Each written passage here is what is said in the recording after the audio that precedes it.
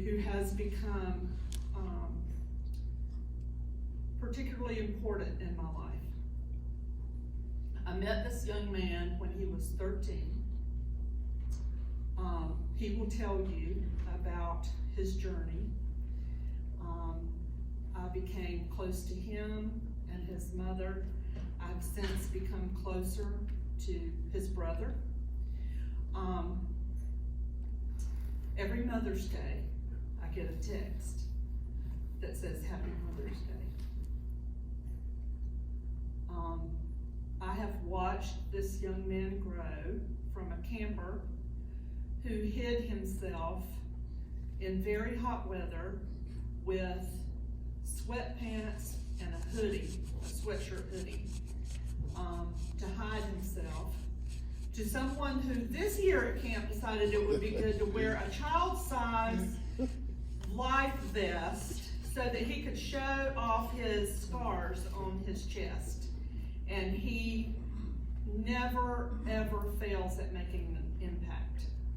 So many times I talk to survivors after they've been to camp, and I'll ask them, what about camp was helpful to you? And there's always somebody that will say, meeting Terrell made the biggest difference in my life.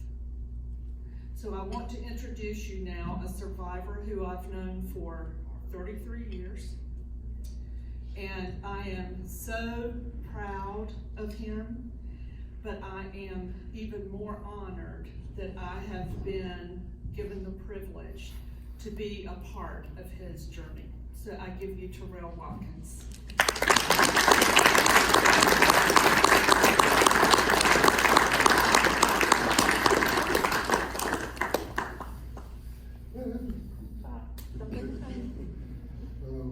How y'all doing tonight? Great. Good. I just want to start out by thanking Miss Joellen, who reached out to me, of course, Miss Anita, Mr. Dale, you have for me, the Electric Co-op for having this event and allowing me to be here in front of you to just give my spiel about where y'all money going.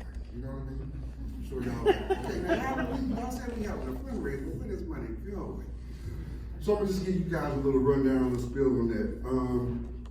Again, my name is Terrell Watkins. I hail from Dayton, North Carolina, biggest little city in America. Stanley County, if anybody familiar with Albemarle and Concord, Salisbury area, probably about 15, 20 miles from there.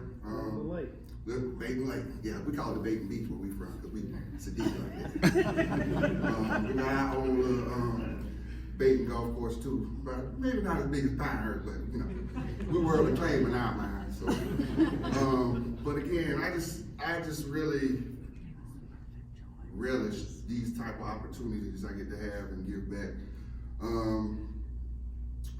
So basically, a little backdrop on me. I punched my ticket to be in this burn survivor community 31 years ago. Sunday, February the 18th, 1990 to be exact. This is a day I'll never, ever forget. I remember this day, it was a Sunday, and I begged my mom, please do not make us go to afternoon church again. We done been to church all day, and anything like my mom, we are church, and when there's no more church, we going to church again, okay? This particular day, there was a program like 45 minutes away in Anson County, in Ansonville. And I begged my mom, please, just let us stay home. I got everything. So I, sweet talked her up, and she was like, okay, I'll trust you, but here's the rules. You watch after your brothers. I was 13, my middle brother was 10, and my baby brother was 8 at the time. So I was like, cool, I got this. So after I reassured her, she allowed us to, stay on home. So before we left the house, I gave my rooms to my brother. Look at it. Anything y'all do is gonna come back on me. So make sure you do what you need to do, and just follow the rules so we won't get in trouble. So my middle brother proceeds to get on his bike. He rides his bike. He's with a group of friends, and they're just riding and attached at my hip, like today, baby brother. So I go next door to my friend's house, just a regular normal day. Started out shooting basketball. One missed jump shot. the ball went behind the shed that his dad had built. And as I go down to pick up the ball, I noticed there's a can. There's a dog food can. Small little can. And I was like, what in the world is this in this can? Well, his dad had been clearing weeds and everything by the tree line with his weed eater and everything. So he left that particular dog food can full of gas there. Me with a bright idea, campfire time. It's February, why not, So I had the bright idea, and I use the term bright idea loosely because it wasn't too bright hindsight. But I figured we'd trek off back in the woods. So there was a burn hole that he had dug to put all the leaves and limbs and everything like that inside of to burn off. So I came up with the idea, let's climb down in this hole. This hole's probably 3 foot deep, maybe 5 foot wide in diameter. So me and my neighbor got down in the hole. I wouldn't allow my brother in, and I was smarter than y'all, I was at the time. But he was the keeper of the gas. So on our way, I found a rusty Christmas tree stand. You guys know the regular old Christmas tree stand. It was in the woods. I was like, I'll gather the leaves up and put it in there. That would help contain the fire a little bit better. So I get down in the hole. I have this Christmas tree stand full of leaves. So I reach out the hole and I'm like, okay, I start pouring gas. Now keep in mind, me and my neighbor were literally sitting probably this close to each other, face to face, and struck a match. Wind blew it out.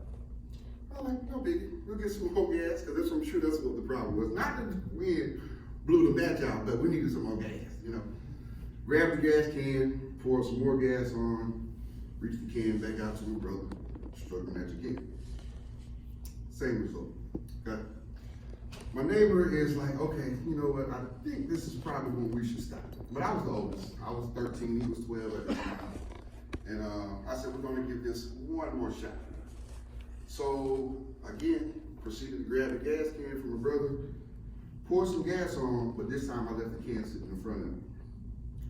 And upon striking the match, and that's probably one thing that I can still see to this day is that little ember falling dead into the can, and basically like an explosion because it was in a metal can. Well, it blew my friend literally out of the hole. So he probably landed from Dale from me in here to you. So that's where we started at. When it exploded, that's where he ended up at. At this time, through the grace of God, body went into shock. I didn't really notice anything that was going on. I thought I was dreaming. I could see the fire, but I couldn't see the fire. During this time, my neighbor, my brothers, everybody's screaming at this time, and they come in and rescue me out of this hole, which could have been my doom. But thankfully, to the heroics of my neighbor, the alertness of my brother that particular day, my life was spared. I do remember doing, my stop, drop, and roll techniques that I learned in school. I just didn't listen to the part where don't play with it, so you don't have to learn about doing those stop, drop, and roll in real life. But, at least I picked up something in school. So,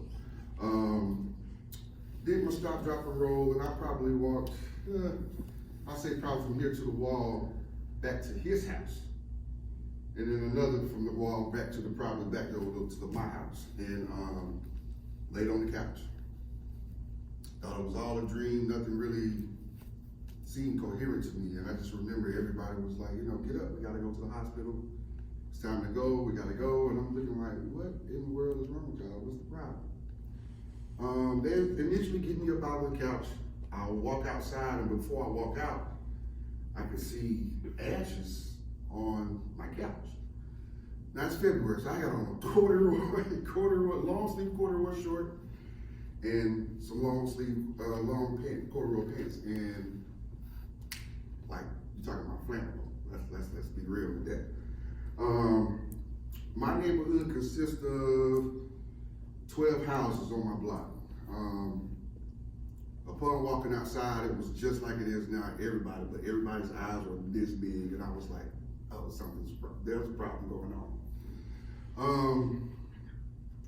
My next door neighbor, She was the shyest, meekest, nicest, kindest old lady in the neighborhood. She ain't doing nothing with fast speed and agility, I'm telling you that.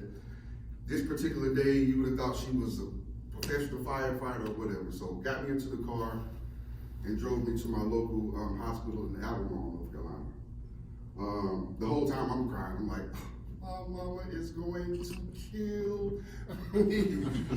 She's like, oh God, baby, we're gonna be all right. Lord, we're gonna praise the Lord. We're gonna be okay. We're gonna be. I'm like, it don't matter. My mama gonna kill me.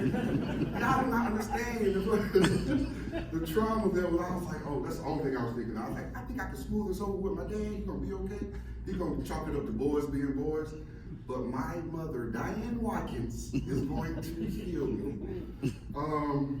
I get to the hospital and they very quickly realized that there was something far beyond their expertise. I was placed in the ambulance, and this is probably like a 100-mile drive from Dayton, North Carolina to Chapel Hill, all because they didn't really think I was gonna make it through that. So there was no helicopter, it was straight ambulance all the way up. I really don't remember a lot, because when I first got there, I was in the ICU for maybe about a month and a half, 2 months before I could really realize what was really going on. 31 years ago, one of the first people I saw when I opened up my eyes was Miss Anita. I'm like, what am I at? What is going on? February the 18th to May the 5th. That was my hospital stay. So you can only imagine the amount of surgeries, the mental anguish that I was having, spouts of depression here and there, just realizing like what is really going on. It probably took me 2 months before I actually would raise my bed up and look into the mirror and look at myself. That particular first night, I was there alone. My mom and dad had already left for the day. My brothers had already left for the day.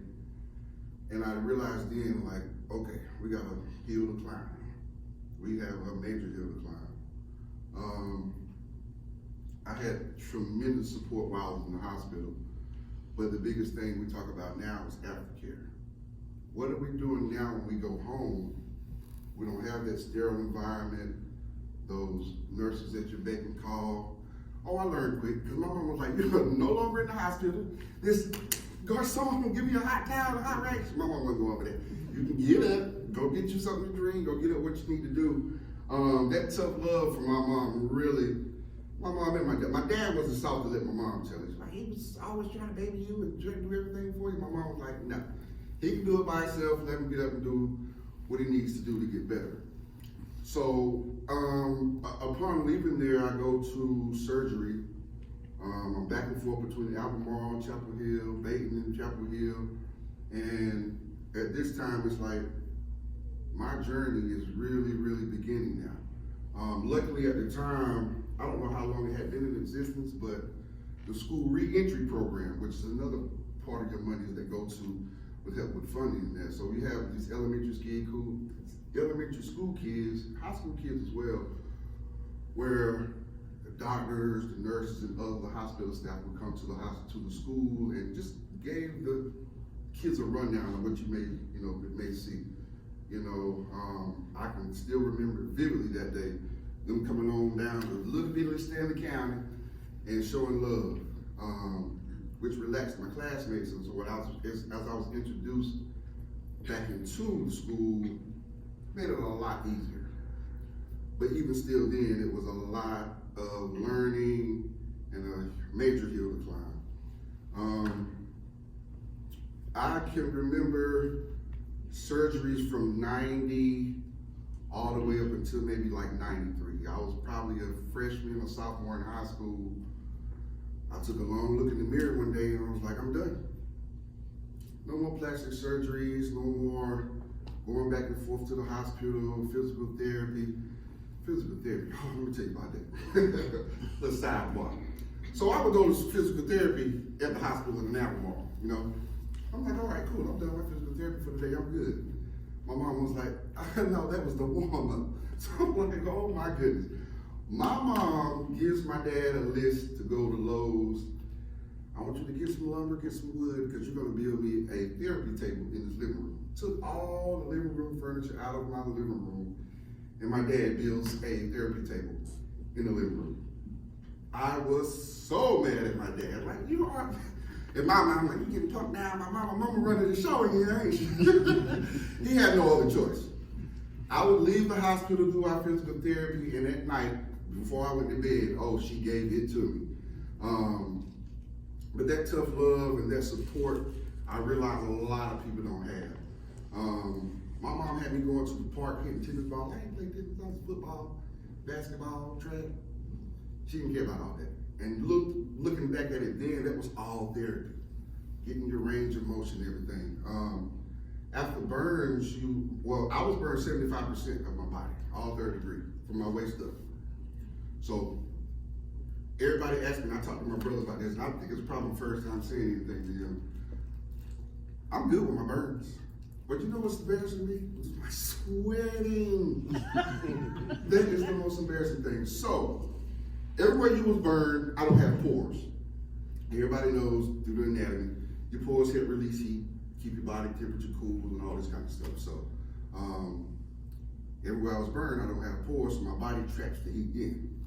So the only areas of my body that were not burned were sweat when everything normally come out of. It comes off the top of my head where I wasn't burned, and I got an area on my back, probably this big on this side where I wasn't burned. And that's where all that steam and sweat comes from. So y'all excuse me up here. Like, brother might be going through some things up there, look at him. But that's the thing, out of all the things, that's the thing that that's it. So everybody has their, queens. My nose is too big, my feet are too big, my stomach. I get whatever. That's mine. So give y'all a little insight on that. But like I said, when I stood in the mirror and I realized that, I'm done with this. It's time for me to face the world.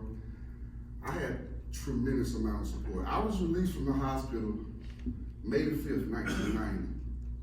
I think it was that same weekend, the weekend after next, somebody has the bright idea, hey, your son should go to Camp Celebrate. I'm like, what?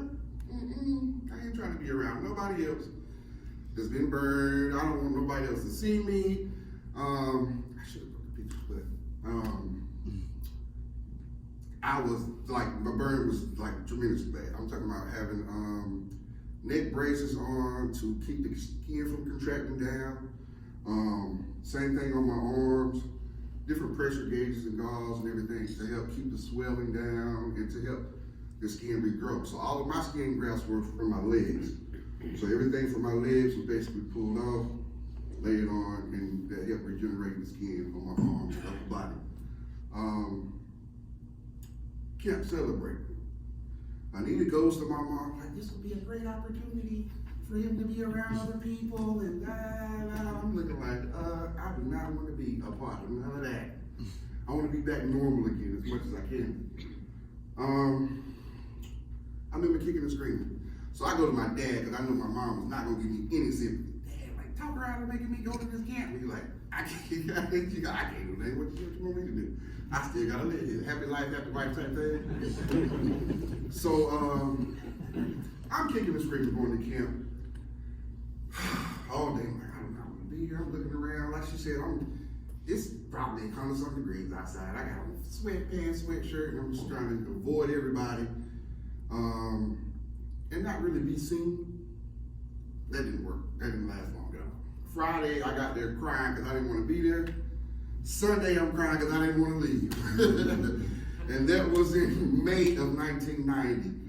And in the last 31 years, I think I've only missed 5 camps. So this past 2 weeks ago was my 26th year at Camp Celebrate.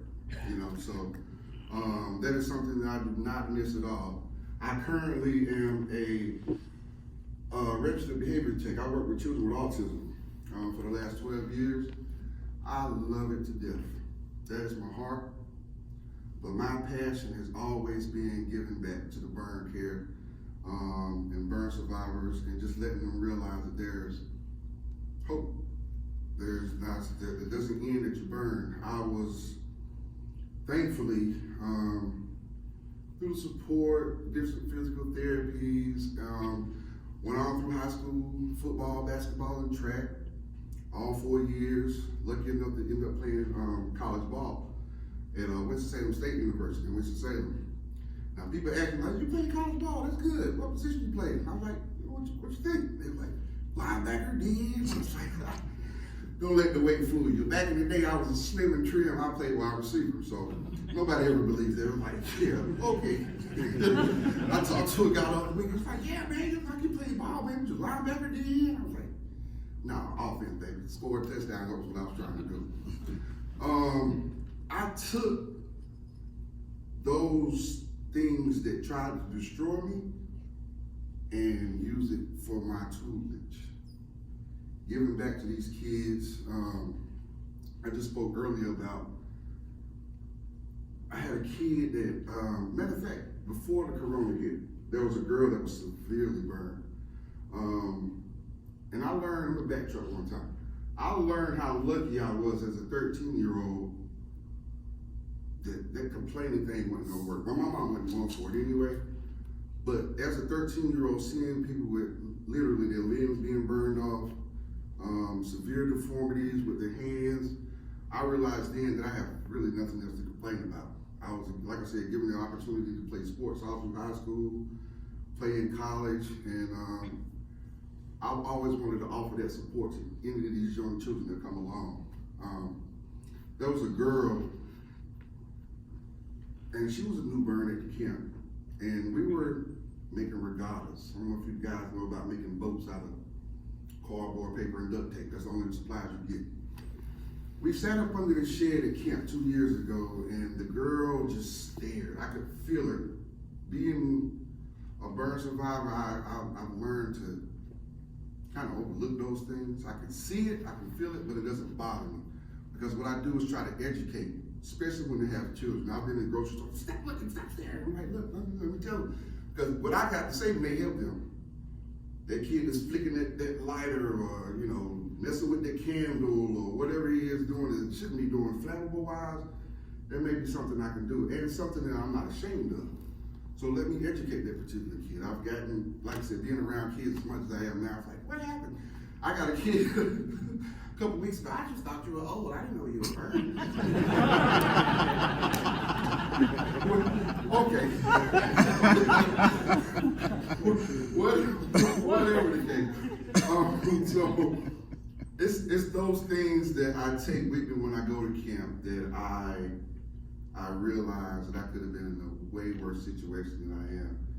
And like I said, growing up in such a religious home, it was always, you know, but God. You know, I could have been, but God. I could have been down and out, but God, you know. And those type of things that really helped me in my life and realize that, you know, as bad as it may seem on a day-to-day basis or whatever, you're still here and you're still able to provide a voice for that. And those things provide voice through this Camp Celebrate, through these teen camps that we have every year, through the adult retreats that we've had, the adult burn survivor reunions that we had. I don't know if you guys remember in the slide, there was a program on there called SOAR, Survivors Offering Assistance in Recovery, which I definitely proudly represent and giving my help with that as well. But that's basically just a collective of other survivors helping the new burn. You know, we have new burn survivors that don't know how to cope. I get it at my age, I was 13, I was a child, I kind of grew up in it. But not being able to imagine a grown man with wife and kids at home that has to provide, but maybe no longer able to because of that particular burn. And those things are just as important for some support as well, aftercare. Things were a little bit more lax with, you know, back in the day, but being able to, basically I told Anita, I'll be at your beck and call. If you got a patient at the hospital that you think that something I may say or do to help them through their journey, then by all means do it. So with a drop of a call, hey, I got somebody up here that I would like for you to talk to. I think that would benefit from seeing, you know, your story and seeing you persevere through the things you had. And I don't even know if I've ever told you, but there was a guy there that I met, And I got back to school that summer, football camp.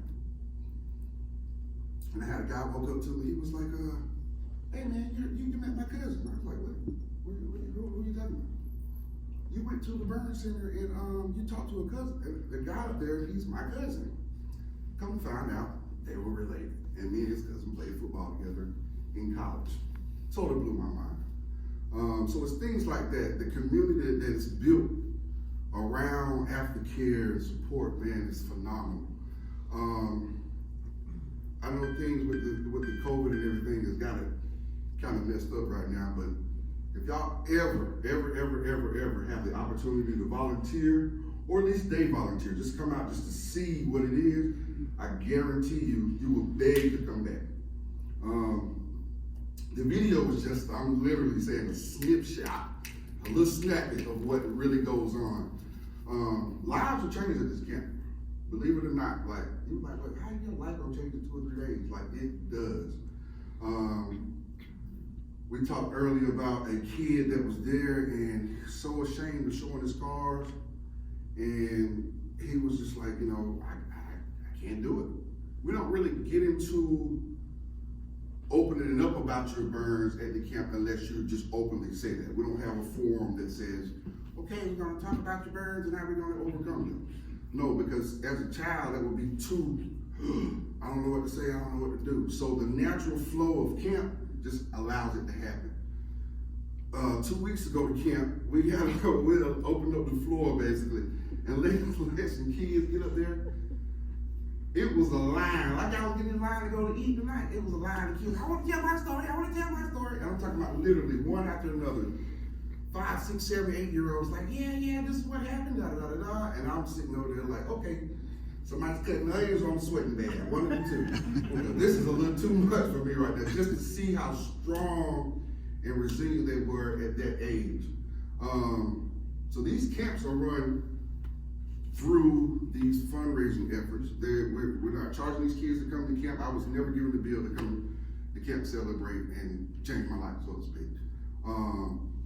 The activities that are provided, the little trinkets, the camp trinkets and everything that they give everybody every year, the water bottles, sunscreen, all those things comes from all of the donations and stuff that we receive across North Carolina, everybody that's invested in giving back to the burn care and aftercare community.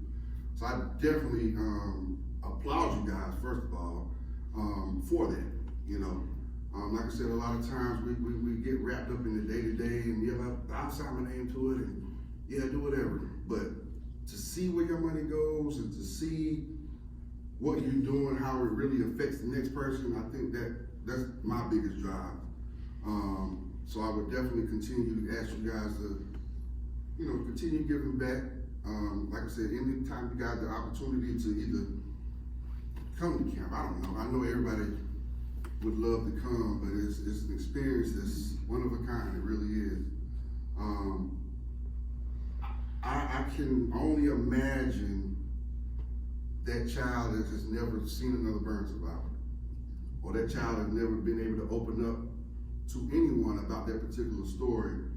And I feel that that's one of the things that I try to bring to the camp, and any aftercare services as a whole, to let them know that, life isn't over. Yeah, it gets tough sometimes.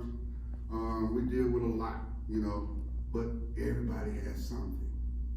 Everybody has something. So, with that being said, guys, I thank you for your time.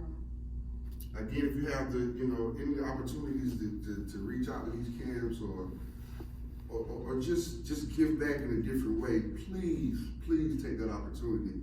You will definitely be satisfied with the outcome and seeing the difference you guys make in the lives of the children that we serve through this aftercare programs and everything. So again, I appreciate it all, and you guys have a good one.